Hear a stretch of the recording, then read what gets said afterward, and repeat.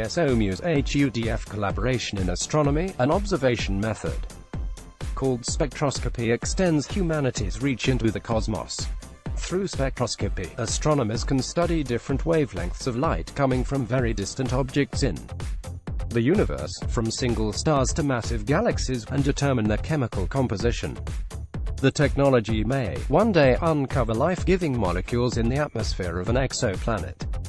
It's a very cool thing, so it's unfortunate that spectroscopy's name makes it sound like an uncomfortable medical procedure. Here's another way to think of the method. It's the Leonardo DiCaprio of astronomy instruments, the Inception version, who insists again and again that we go deeper into the unknown. Recently, one international team of astronomers spent 2 years heeding Leo's call. The team, led by Roland Bacon of the Centre de Recherche Astrophysique de Lyon in France, used a spectroscopy instrument called MUSE, installed on European Southern Observatory's Very Large Telescope in Chile. They pointed the instrument at a small patch of sky known as the Hubble Ultra-Deep Field. The field is our deepest view of the cosmos, a photograph of the universe as it was 13 billion years ago.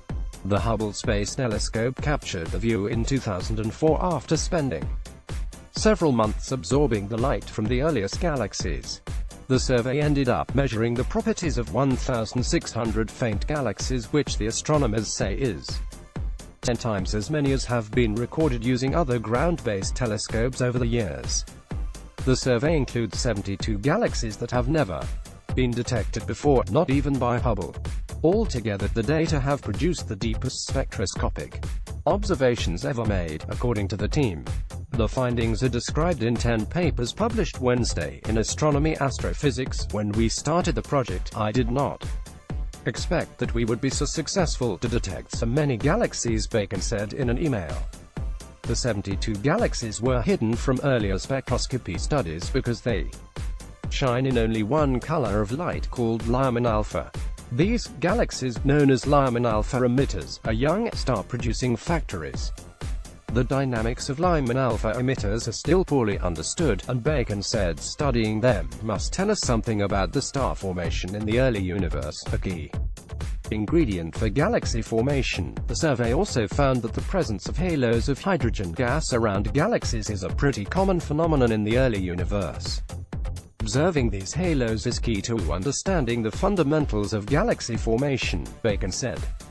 ESO has produced a visual tour of this deeper view of the cosmos, constructed using MUSE measurements of the distances of the galaxies from Earth. The video captures the data better than a single composite image could.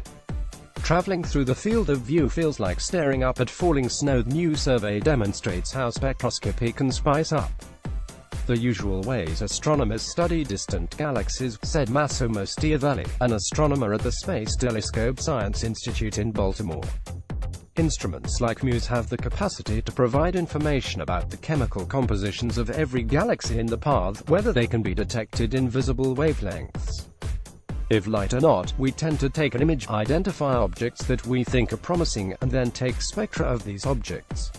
Stiavelli said, by being prejudiced by images, we would be missing some objects. The MUSE survey provides a tiny hint of what's to come when NASA launches its next space telescope, the James Webb, in 2019, kicking off a veritable spectroscopy party. The Webb, an infrared light observatory, will be capable of measuring the spectra of some of the most distant exoplanets, stars, and galaxies in the universe. Stiavelli said he has no doubt Webb will find the 72 galaxies the MUSE team discovered, and see them in even greater clarity. When that happens, Webb will unseat MUSE, as well as pretty much every other similar tool on or around the planet, as the Leonardo DiCaprio of astronomy instruments. This is a very meaningful appetizer of things we should be able to do with James Webb, Stiavelli said.